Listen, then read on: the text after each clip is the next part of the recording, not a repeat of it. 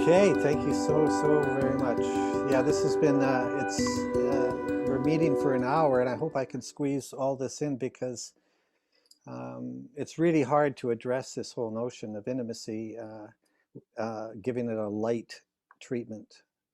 Uh, this is no skating over the surface conversation. It isn't about just cheerleading some ideal state. It's really about exploring the profound dynamics that take place between any two people that are attempting to have a relationship, a romantic relationship, primarily. This is applicable to others as well, but primarily I'll be talking about what happens in primary relationship. And so now I want you to forgive me ahead of time, just for the depth that we need to go into this rocky road to understand, to uncover actually what's underneath the rocky road, which is a freeway. Most of us go into relationship thinking that we're just going to seek the freeway, and if we run into the rocky road, we tend to want to shy away from it. But actually, the freeway is underneath the rocky road. Years ago, when I was a teenager, I don't know how many of you have these similar kind of stories, but when I was in grade, I don't know, 9, maybe early grade 10, when one of our parents after school they'd be working and the house was free, we'd all kind of go over to somebody's house to do some heavy petting. We were too frightened to do anything more than that, but we would just everybody would just pile on couches and carpets and neck for an hour or two, and to the point where you're almost bleeding. And there was this one girl, and I think they're doing that now when you're 10 or 11. Things have changed quite a bit. In any event, there was this one evening or one day when there was this girl named Connie, who I had heard was fond of me, and she had heard that I was fond of her, and we're kind of playing this game of tag about connecting at this person's house after school, along with about 30 others, and we ended up on a couch together, and we ended up lying down together, and I was shocked what happened. I felt like I broke out in a skin rash. Like I could not lie still. I was itching. I just kept on pushing off. I was just kind of stunned because I was really looking forward to this session with her, and I couldn't stand it. And I was so puzzled by this that I went to the doctor and I explained what happened, and he gave me an ointment for a skin rash. He should have sent me to a counselor, because this poor kid in me, it took years and years and years and years for me to come to a place where I understood what was actually going on for me there and why it was going on for me there. And what I took into my adulthood in relationship, what was going on for me there. What goes on for so many of us there in our attempt to connect with another human being legitimately. So tonight, and I should remind you too that things have changed, by the way. I now have, because of the work I've done in my relationship with Catherine, which is really my university, is just being in relationship with her. I now can lie down beside her, and I'd like staying there. In fact, I like spooning. And she won't let me because now I snore. That's a real drag. Anyways, that's the good news. So tonight I want to present 3 shifts in consciousness to understand how we kill passion and the secrets to actually making it sizzle. We're going to go on a trip into the inner mechanics of this process of intimacy. And like I said, this is no light treatment. So again, please forgive me. It's going to be a tough sleigh at first in terms of going in and uncovering the crazy things we do when we get scared. So fasten your seatbelts and be patient. The very place that is difficult in relationship is also where the treasures are. So the first shift of consciousness is that all relationships are here to promote mutual evolution. A serious and real relationship has in its core, it'll bring you to your knees. It will knock on doors that have been shut, that you hold prisoners, including yourself, in. People think a healthy relationship is having a comfortable, perfect, easygoing fit. And that's what everybody wants. But it's not like that. A true healthy relationship is a mirror. A person who shows you, not necessarily by conscious intent, but it will show you everything that is holding you back. The person who brings you to your own attention so that you can change your life. It is by design not to just get what we need, to feel safe, secure, which are all essential and important, but to then grow, becoming more and more of realized and living as an evolving human being. And to evolve and go where no one in your family system has gone before you, which is what's taking place here. You can only go as far as what you have witnessed, what you've experienced, what you've known. To evolve and go where no one in your family system has gone before you, you must develop a differentiated self. I am not suggesting you must do this before getting into a relationship to qualify or to gain entry. No, in fact, it can't happen that way. It happens in relationship, where the relationship by design will knock on these doors. The difficult spots that we want to avoid or defend against don't only hold pain, which is what we think at the time. Don't want that, I'm out of here. No, they hold the treasure we are referring to. Tonight we will help you understand the process of developing a differentiated self, which is the essential ingredient of becoming an evolved human being. So personal evolution requires this process of differentiation. And it only happens in relationship. It doesn't happen in a book, it doesn't happen in a movie, it doesn't happen being alone. It happens in relationship. And without a differentiated self, true intimacy and healthy sexuality is actually impossible. So what is differentiation?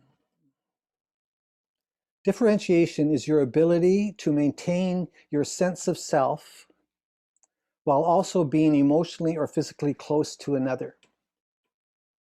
I'll say that again. Differentiation is your ability to maintain your sense of self, your true sense of self, while also being emotionally or physically close to another. And from another slant, an ability of a person to maintain identity, belief, and feelings while feeling the pressure, real or imagined, to be what others want you to be or need you to be. This involves balancing two life forces inside of us. One is the force for togetherness, and the other is the force for individuality. Both are essential. To illustrate this, let me ask you, how close can you get to someone before you fear losing your sense of self? How quickly do you feel that you have to get away, push off, or perform in some way? How much and how long can you hold on to yourself? Keep your feet on the ground.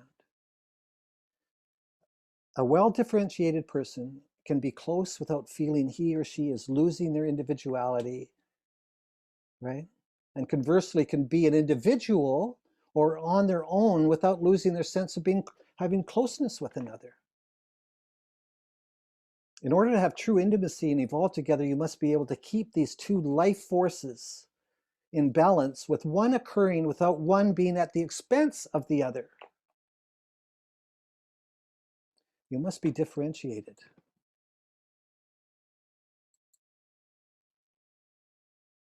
So here you are. This is the person you present to the world. Two parts. The darker blue, there it is, I'm like a weatherman. The darker blue is a non-negotiable self, your authentic self. It is the self, it is self-validating. It doesn't require anyone in the world to, you don't require anyone in the world to feed it or supply it to sustain itself.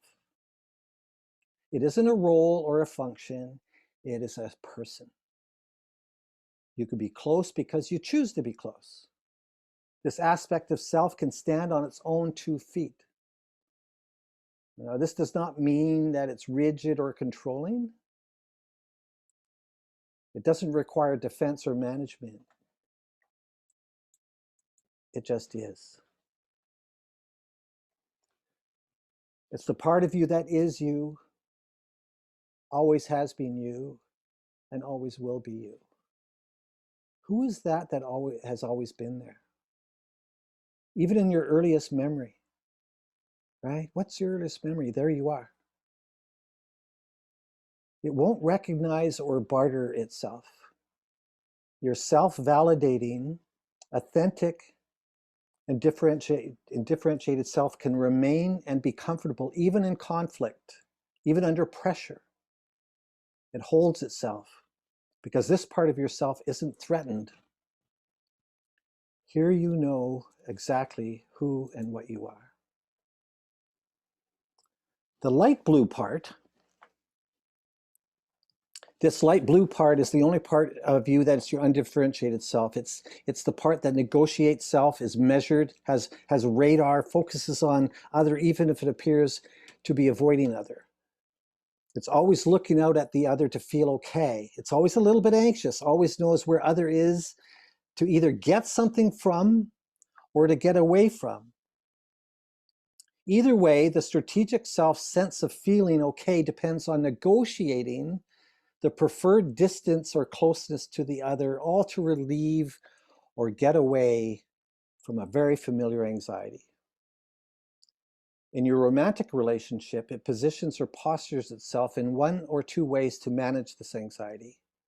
You will either be a pursuer or a distancer to some degree. A pursuer or a distancer to some degree. All relationships will have some degree of both. It's never totally equal, despite the myth of what we believe a soulmate is. The pursuer, and there's that hand, will lean to seeking the other to make up for a perceived lack. It can be a quiet pursuit or a dramatic and expressive one. But exposed, the message is the same. Give me what I need. You have it. Complete me. I gotta have you. Talk to me. Give me a me. I will do more. I will be what you want me to be. Just fill me up. Stay close. Stay close by. I am incomplete without you. So focused on filling oneself up with the other in need, this person will overfunction to get a self reflected back to be a self. To get a self reflected back to be a self. This isn't all the pursuer is, of course, but when the anxiety is up, this is what the person can be, primarily other-focused for validation. In our Western world, we mischaracterize this pursuit of this person as the necessary ingredients of being with our soulmate. Not so. This particular myth about soulmates is permeated throughout popular culture in songs, books, movies, and poems. Most notably in, I don't know if you saw the movie Jerry Maguire, when Tom Cruise's character tells Renee Zellweger's, "You complete me," at the movie's climax. Somehow codependence has been romanticized since the dawn of time, as in Shakespeare's Romeo and Juliet, where two star-crossed lovers cannot live without each other. For the pursuer, the relationship with other can become, at pivotal moments, more important than the relationship with self. This is the problem, not the solution.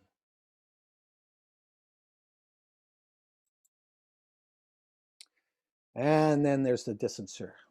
Looks a little like me. Despite figuratively looking the other way, the distancer, when the anxiety is up, is always focusing on other as well, to make sure the other doesn't get too close or too far away, but still in critical moments being other validating, like the pursuer nonetheless. Because the other has the power to make the distancer lose their sense of self. That's why they have to get away. It's not that they aren't aware of other or feeling the other. They know very much. They're very aware of the other. The distancer can be controlling. And as opposed to the pursuer over-functioning, the distancer becomes an expert at under-functioning, learning to do the minimum. He or she establishes the rules in relationship, perpetually in need of space to recover, keep, or salvage a sense of self. The distancer leans to being certain about the way it is and has to be, and writes the rules, tends to make statements and doesn't ask questions. The distancer determines how close you can be, when you have sex, or if you have sex, or how you have sex. How much time together is tolerable, determines what you can talk about and what you can't. Underfunctions, in need of time away. And if you don't bother me as the distancer, I will maybe do things for you then. And of course, the distancer isn't like this all the time, but when the anxiety is up, this is the go-to. And so when the anxiety is up, that's me as the distancer. Or to pursue when the anxiety is up, to be close in order to be given a reflected self. That would be Catherine, that would be me. Although we look different, we are very much the same, equal and opposite. We understand the same levels of intimacy. We are all with people that are at the same level of differentiation as us. We are, in a sense, who we sleep with. We will find each other, and for good reason, which I'll get to later. So how did we get this way? How do we become differentiated or undifferentiated? What is your level of differentiation? As I mentioned earlier, there is a force inside of you for individuality and a force towards togetherness or connection. They need to be both in balance. Ask yourself the question, to what extent did your family work towards promoting your individuality? The dark blue. Or to what extent did you work to preserve the status quo of your family? The light blue. Who worked for who? To what extent was your acceptance given to you for who you were unconditionally rather than what you did? Did you have to work for it? What were the rules? To the extent you had to work for the family's approval, you will have a self that is anxious, standing by to be on guard in strategy. Still waiting for that approval which you fear can be given or taken away at any time.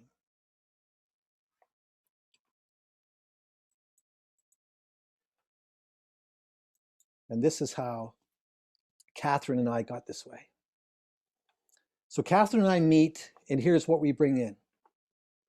Catherine with a dad, not there a lot of the time because he was traveling as a social worker. Like at least half the time he was gone. Brother born, he was displaced, she was displaced, perpetually being rejected by her peer group in school. This is Catherine's blue here. Feared she did not matter and feared abandonment. And she covered it up with a character that moved the goalposts. She learned how to do this.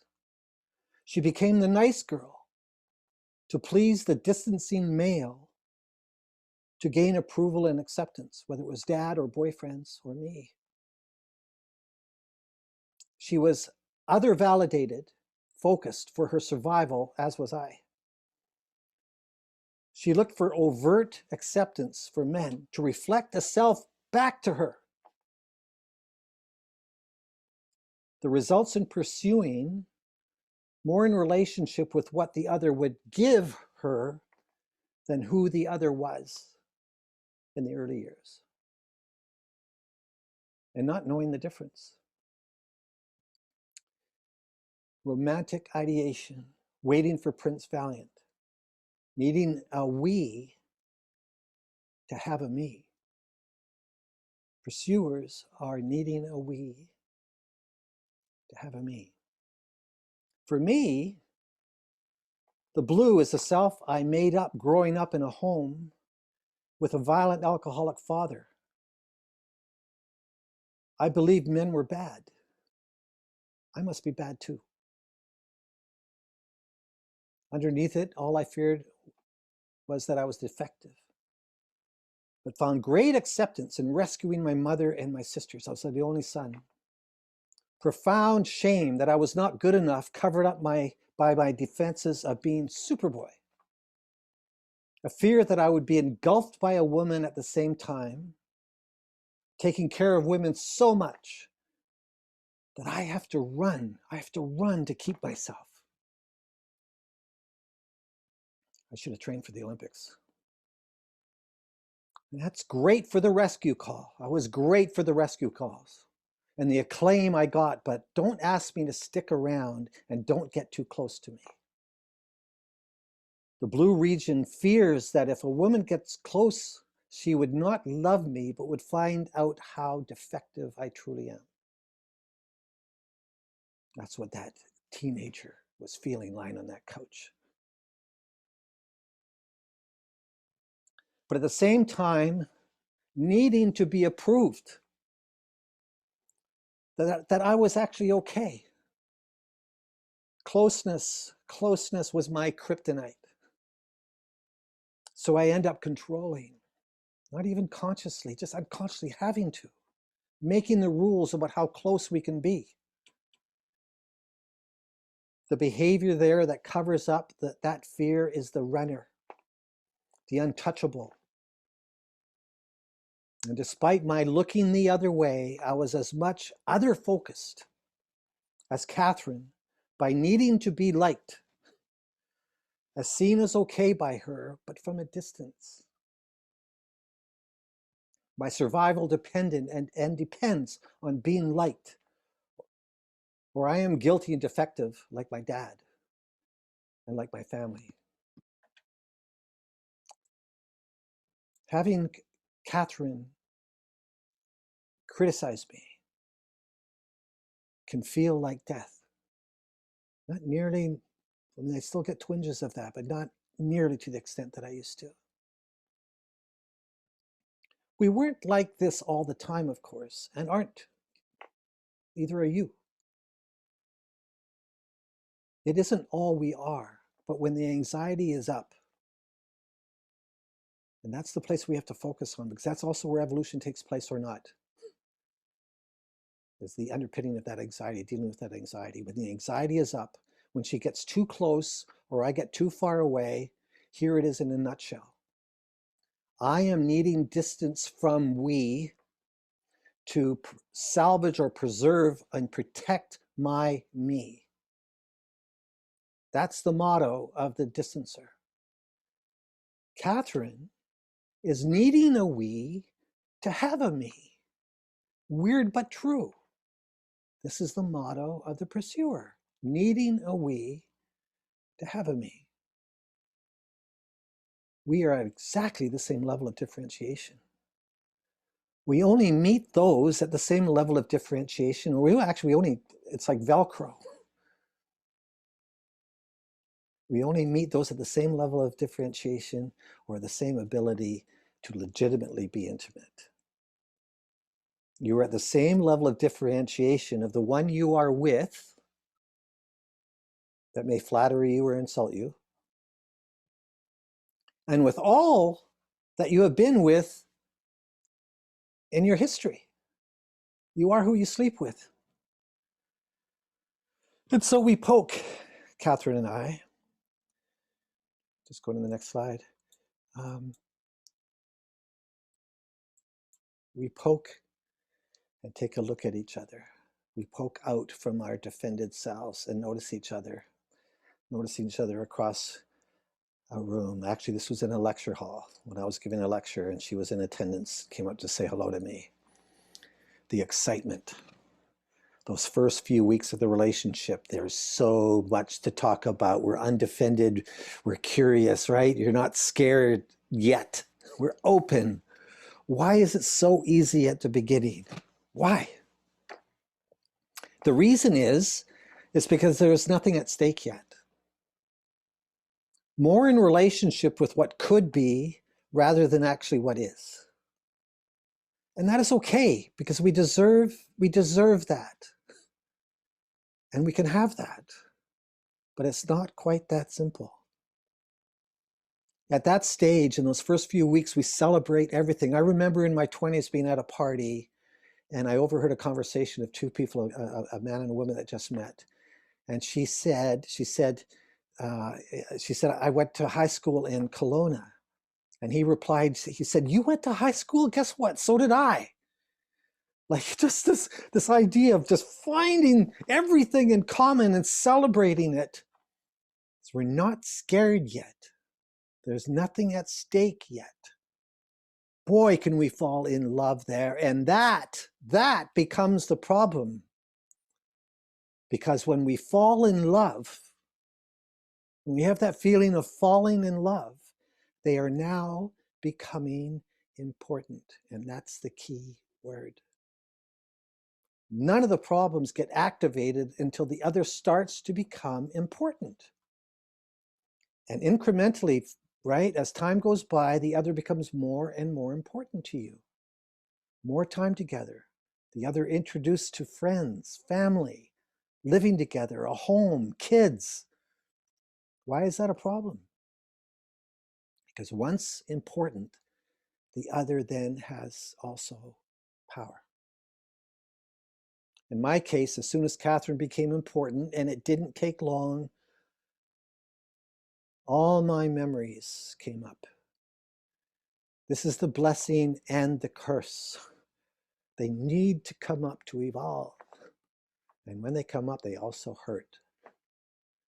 As I mentioned earlier, your partner will knock on doors that need opening, and you will hate it. I hated it. But you need it, and I need it. Catherine's quiet but subtle looks of disappointment or disapproval about my not spending enough time with her was the beginning of that. So many memories unearthed again of fearing failure. I started unconsciously, if not consciously, recalling what happened the last time I made someone important in relationship and in family. It went all the way back for me. About not being able to trust my father's love for me. And it wasn't that he didn't love me. I know he actually did. But when push came to shove, his love for his alcohol would come first. Sadly, I start to see more of my past instead of the present, believing that I'm not going to be able to count on it here either. And all that isn't necessarily conscious. It's just an unconscious reaction to needing to take care of self.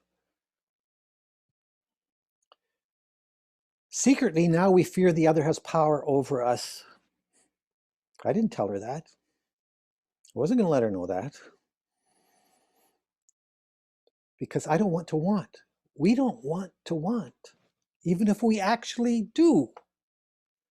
The self-validating authentic self, right? The self-validating, the green here, starts to be replaced by the other validating strategic self.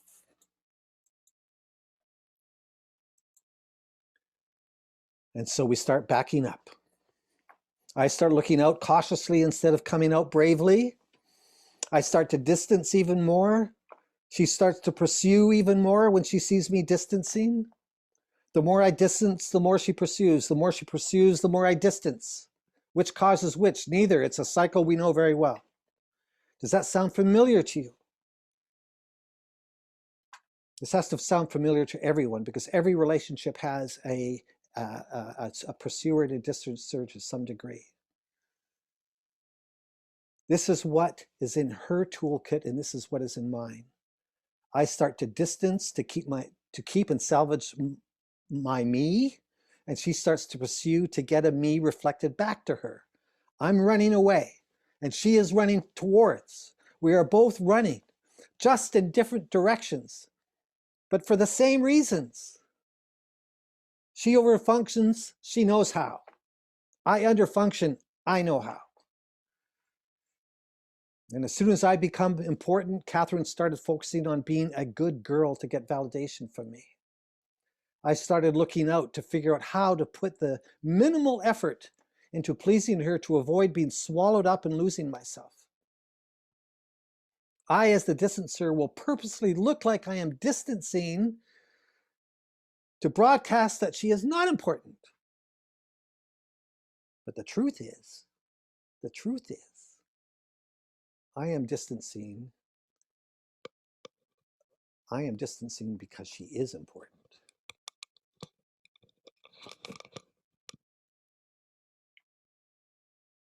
Again, if she is important, she has power. So I am secretly equally frightened she will go away. Such a balancing act. But I am not going to let her know any of this. Isn't this an adventure? And it is. This is every one of our relationships, if properly told, could be a movie. All relationships will have a variation of this pursuer-distancer dynamic. This is important to understand. In your relationship, when the anxiety is up, you will fall into the category of either the distancer, who will sacrifice major aspects of the we to have and keep your me. Or the pursuer, conversely, will sacrifice major aspects of your me to have a we. And both are self-defeating in the long run. I'm going to say that again because to me that sums up the whole thing. If you can comprehend what I just said and understand it and integrate it, you're on your way. We fall into the category of either the distancer, who will sacrifice major aspects of the we, I'm going to give up on us to keep my me, or the pursuer will sacrifice major aspects of a me to actually get one, having no faith in the me. This is your curse if you just leave it there. Spend a lifetime of playing this one out like this. And this is also the blessing if it's looked at and addressed properly. It becomes the launch pad for actually having a sensational relationship. This is what we know and create in the work we do. This is where the action is. This is what we deal with in the Awakening Workshop, FYI. And we're going to get there. This is what the awakening is all about.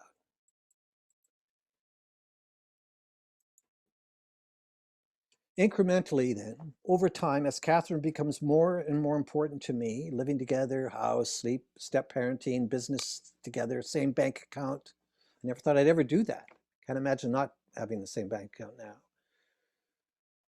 Thus having more power, my fears, and then my undifferentiated self that runs and pleases by doing things is what she knows. But the real me, to an important degree, starts to become hidden. The same for her. She seeks, desires, and represents it with a nice girl, but this is not her. She is nice and all those wonderful things, but she is strategically using it. And it's not her true real self. The nice girl can also turn into an angry girl when the reflected self is not given back to her. All that seemingly altruistic giving has an end game for all pursuers. The pursuer has a scorecard. Okay, so we don't want to want, but truthfully, we do want, and we are scared now. It is our nature to want. We do need each other. The force for togetherness never leaves, regardless of our strategies or convincing yourself otherwise. Because we're pack animals. There's no getting away from the core of what we truly need. So we never lose that need. And in that need, the other now has power and we are at their mercy. And we don't want them to know that. We now start to know more about each other's facade in the blue, function from it rather than who we really are. And without real, authentic people in the relationship, the real relationship begins to die. The sizzle, the magic, the excitement starts to fade. We are becoming intimately bankrupt. Funds are being withdrawn and nothing is being put back in. And the only funds that count, that mean anything, that is felt, comes from our authentic selves. But that, as you can see, is disappearing. What is disappearing in chunks is out of the real, authentic real estate that we have. The strategic self is as meaningful, the make-believe self is as meaningful as playing Monopoly now. The acquisitions don't add up to anything real and don't go anywhere. For some reason, the sizzle of that first meeting is experienced as mysteriously absent. But I hope you are seeing that it's no mystery at all.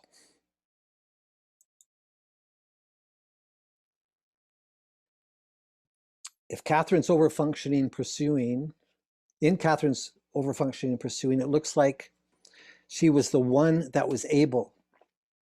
But really, we are both equally gridlocked in a world of fantasy, fear, and projection. This is the rocky road I'm talking about, so be patient with me. It's not a whole lot of fun, this part, just revealing what goes on. Hang in there. This is a highly anxious time for all of us, decorated with avoidance, issues, and arguments all happen here. We still need the legitimate attachment to another, but the emptiness is getting deeper. The aloneness cannot be denied. The need remains. And this is where addictions provide an easy replacement source. Get that feeling without risking vulnerability. Drugs, food, TV, the internet, work, affairs. And at the same time, there has to be an explanation for this lack. What else are we actually fighting about here? It may be an issue on the surface, It may be about who hasn't done the dishes right. But the standoff, the impasse, is actually about power. You have the power over me, and I don't like it. So I'm not going to give you me. If you're not giving you me, I'm not going to work harder than you. Both, in large part, are other focused. When the heat is up, one says angrily, I need you. And the other says, I need space. And this is where sex becomes routine or just going through the motions. Relationship is gridlocked. The battleground becomes personified in the bedroom. The need for the distancer to be safe can become sexually uninterested or having sexual dysfunction. And more often than not, this is not a sexual problem. It is an intimacy problem that has more to do with differentiation than anything else. The light blue or strategic self cannot be intimate. The light blue or strategic self cannot be intimate. But boy, do we try. Only the authentic self can. More than likely, this isn't a problem whether there is love in the relationship. This is the tragedy. No, it is more likely a problem whether someone can let their real selves be available to be loved.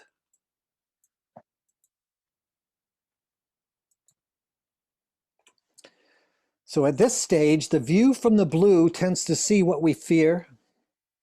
The authentic selves become more and more distant and hidden.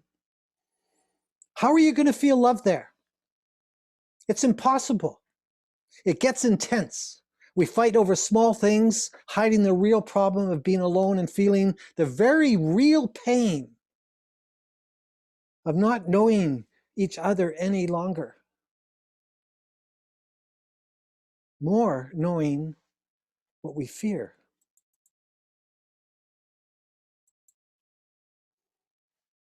And the temptation here is to address just the symptoms, that red region, the things that erupt, or even consider to end the relationship. The fallout or symptoms from this fear are many at every level of the relationship. It's now felt you're alone in conversation. You're alone at the dinner table, in the living room, and in a personified way in the bedroom sexually. And the latter stages are when the fight is over and indifference sets in. She stops pursuing, he stops running. It's just cut off, maybe just coexisting. This could last a lifetime. Sometimes for the distancer, it can initially feel like heaven or peace. She or he is off my back. But really, it's close to the end. We're getting to the good stuff.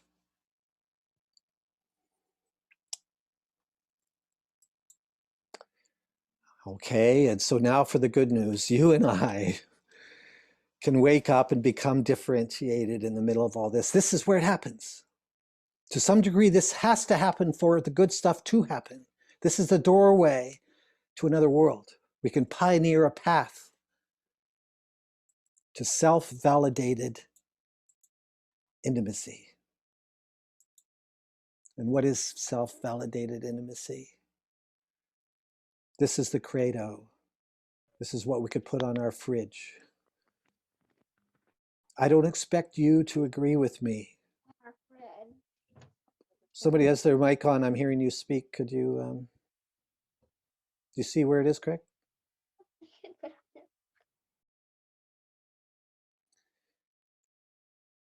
The credo for self-validated intimacy. I don't expect you to agree with me. You weren't put on this planet to validate and reinforce me. But I want you to love me. And you can't really do that if you don't know me. I don't want your rejection, but I must face that possibility if I'm ever to feel accepted or secure with you. It's time to show myself to you and confront my separateness and my mortality. One day when we are no longer together on this earth, I want to know that you knew me. Ah.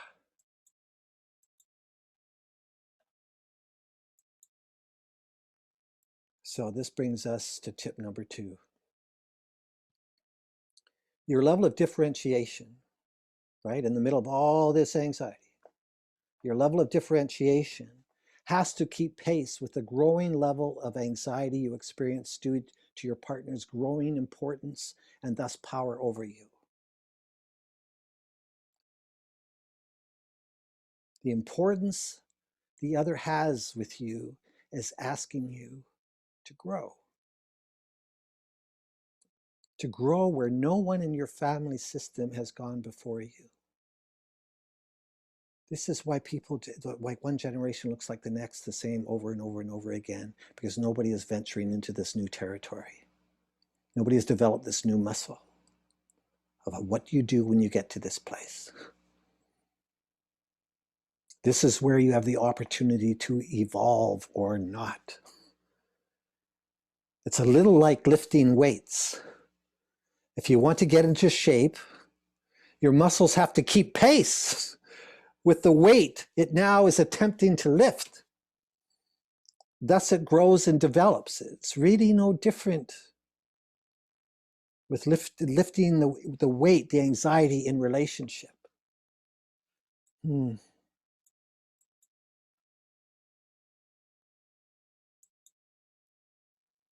So moving on, the good stuff. These are the requirements to differentiate, to become legitimately intimate. You have to be willing to confront yourself instead of the other. You have to open up to self-disclosure instead of reading the other and judging the other and diagnosing the other. Confront self, self-disclosure. These are the keys, the passport to walking through this door. Even though everyone in your family system is going to be silently hollering, living and or dead, do not do that. For both of us, it is stopping the pursuit and the distancing with Catherine and I. But to step into what was really happening instead, to stay in and start looking around, to answer that knocking door. I had to enter a relationship to learn how to be in one. I had never entered before, truly, and I've had many. To dig deep and reach down and get a hold of myself. The one that was shaking on that couch as a 14-year-old. To hold him, what is going on there? To reach down. Get a hold of myself instead of the control panel or the exit door, which all the men did in my system before me. And Catherine had to dig down deep and get a hold of herself too, instead of me.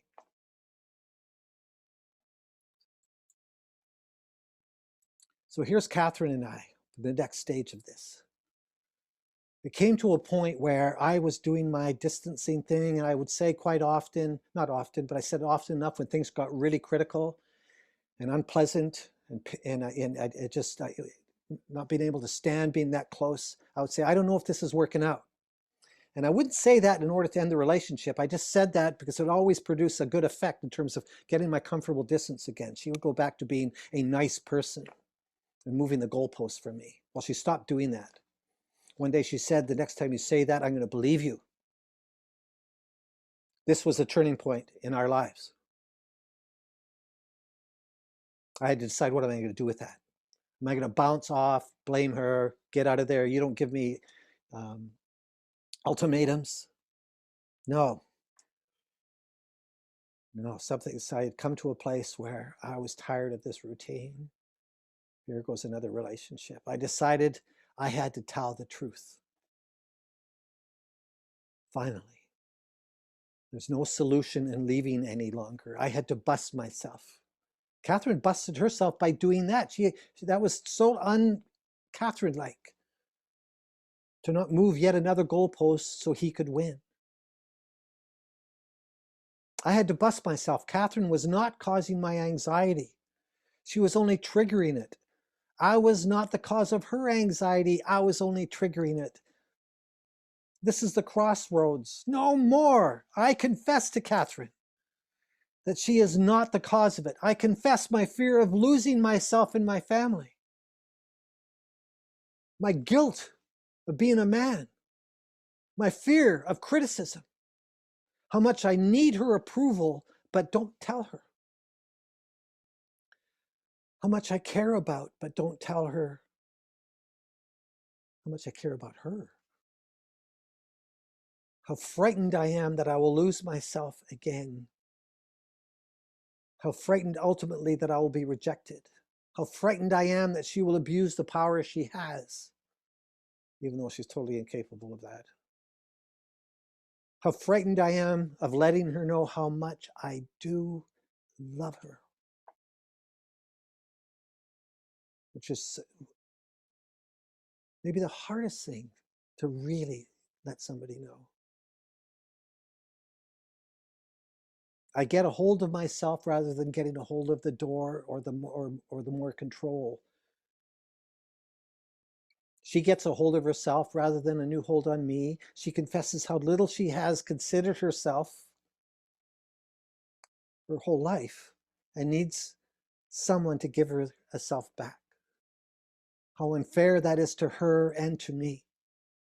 She confesses that no one can love her where she hasn't and won't love herself.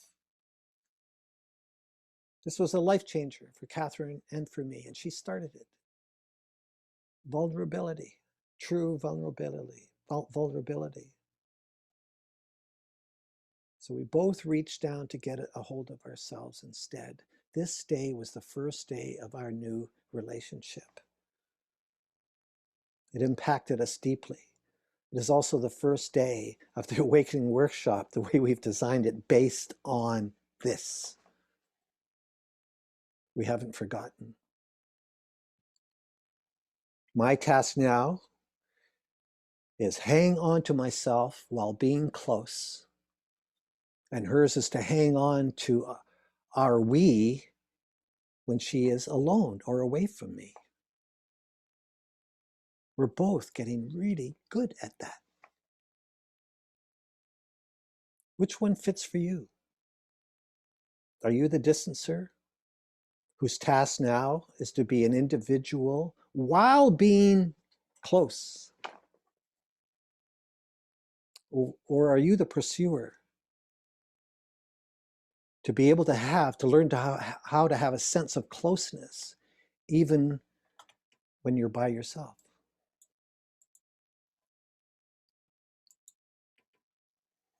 So confession, confession, confession.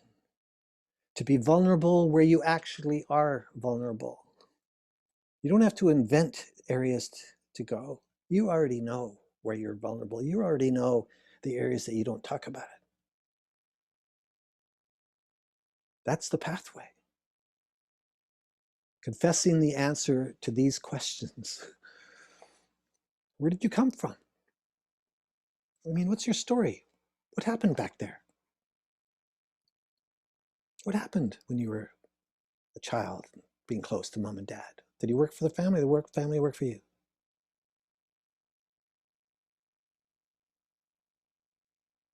And who have you been as a result of all that?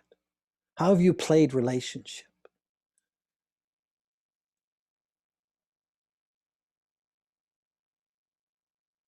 And also, What is the cost of all that? To be able to talk about where that delivered you to, where you are in your life. Can you make it that important to answer those questions? Can you be transparent, real, vulnerable? There's nothing dangerous about asking those questions. That's called accountability. And there's nothing more attractive in this world than an accountable human being that's talking about self instead of other. Imagine confessing to your partner how close you can get before you start having a sense of losing yourself. And taking responsibility for it rather than blaming your partner for it. How often have you said, if only you were, then I would, arms crossed, waiting for the other to be different before you're going to be different. Imagine confessing who you have been, who you have become, who you have become there, and what you have done there, to start cleaning all that up. My biggest confession was about home, past relationships, and the big one, confessing the profound depth of love I have for her. That is day 2 of the awakening. It's that kind of reconciliation, that kind of contact, that kind of cleanup. We do that on a huge, huge level in the second day of that workshop. And this is the road less traveled. The need to be known. Stepping closer. When you do this, coming closer here, you will begin to experience life in your relationship again. Intimacy has 2 essential ingredients: confronting self and self-disclosure. Confession and then celebration follows. In the awakening, we teach you a process called the 4-step to walk through what I am referring to here. And I will tell you that there is no sex like sex after a 4-step, because all of you comes to the party, every part of you, instead of a mask and a sheet of armor. Real people having real connection. All of you, imagine that.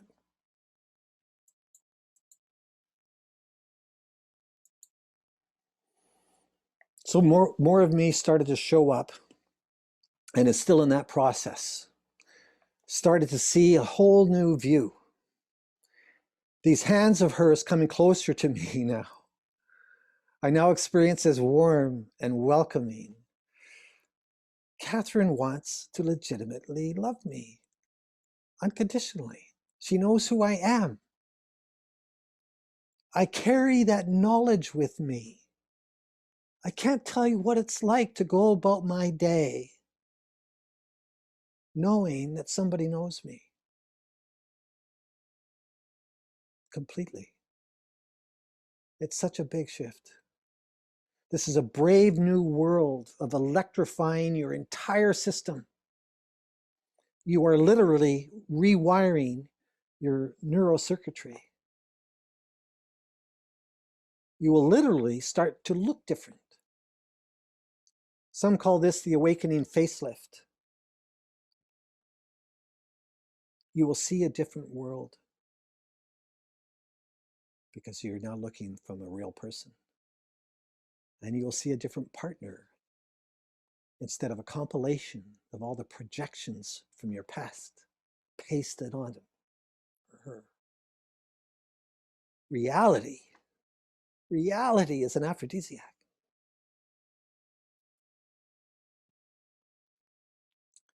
We stopped making the battleground in the relationship, identified it in self instead,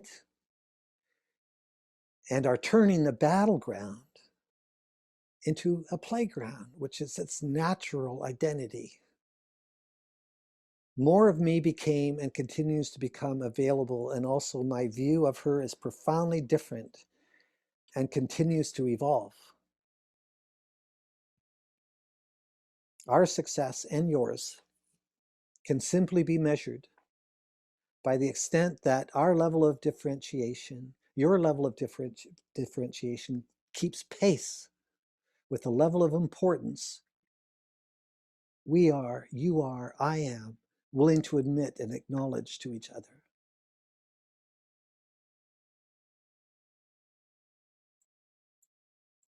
And as I said earlier, I mean, we all need a place to do this. And frankly, I can't think of a better place to do it than at the Awakening. That's where everybody that assists at the Awakening, teaches the Awakening, has gone through our practitioners program. This is their forte. This is what we do best. And this process with us continues. A comfort came to be and continues to come to me that I have never known. I had no idea this could happen at this stage of my life.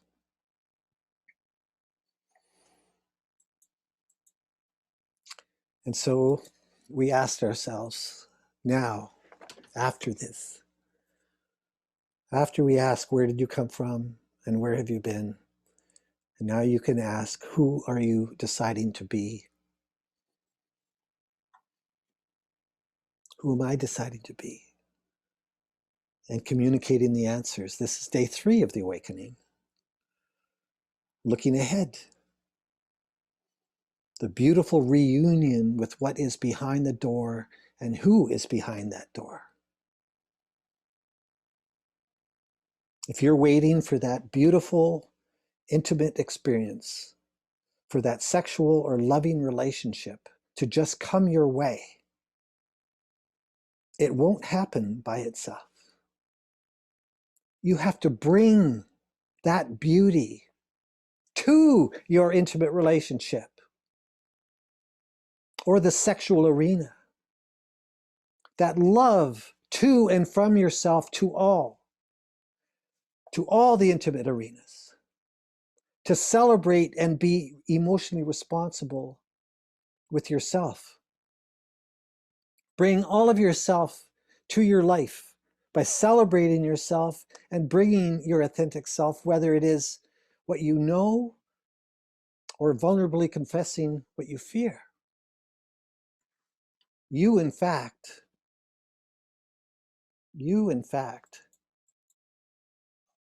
are deciding on it.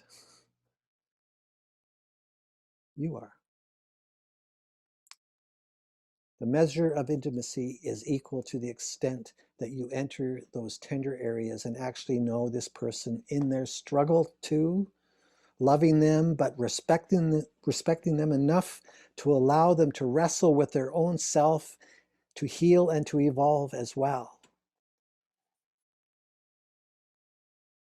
Your life in the living room, or at the kitchen table, or in the bedroom, then become a communication non-verbally with every word, gesture, or every touch that speaks to those vulnerabilities and inner beauty of the other you witness and know now. I'll say that again. Your life in the living room, the kitchen table, or in the bedroom then becomes a communication non-verbally with every word, gesture, and every touch that speaks to those vulnerabilities and the inner beauty of the other that you witness and know now and are going to take care of now, to be a soft place for the other one to fall now, because you know them like nobody else knows them. This is a sacred, privileged invitation. Every second, every moment, every conversation, every gesture now counts. There are no neutral moments. It becomes electric because it becomes real. It sizzles. All of you, every part of you is there, not just your bodyguards.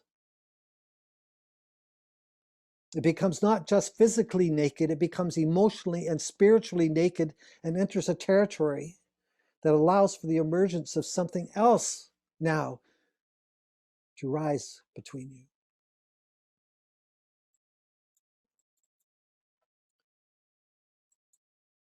Your soul and your mutual soul. This is the function of relationship,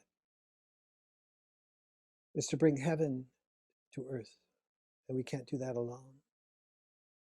We can only do that in relationship. This is the ultimate function of your relationship, the one you're in right now. To allow the soul to emerge, to enter the sacred. This is the road that is and has always been the secret nature of Catherine and my relationship, and yours as well, and all the ones before us.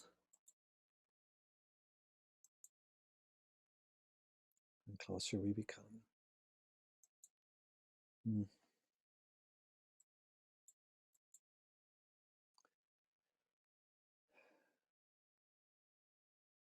And the key in all this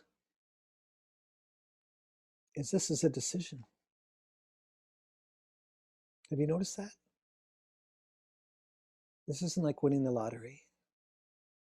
This isn't waiting for someone else to be or do something different. This is a decision that you make, that you can become a differentiated person wherever you are, in whatever relationship you're in. Have you noticed that? This is a decision. I hope you feel empowered by it, because you ought to.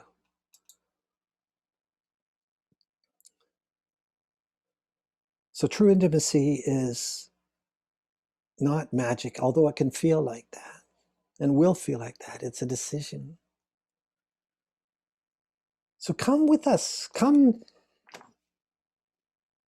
to the awakening to learn how to bring the real into every room of your house. Loving into your life in every moment.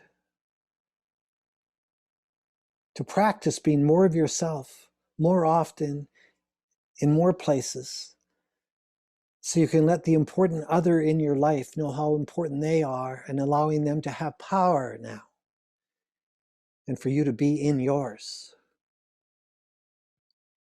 The more you experience being and holding on to yourself, the more you have to give the relationship, because that is all you have to give. Nothing else will work. Nothing else ever has.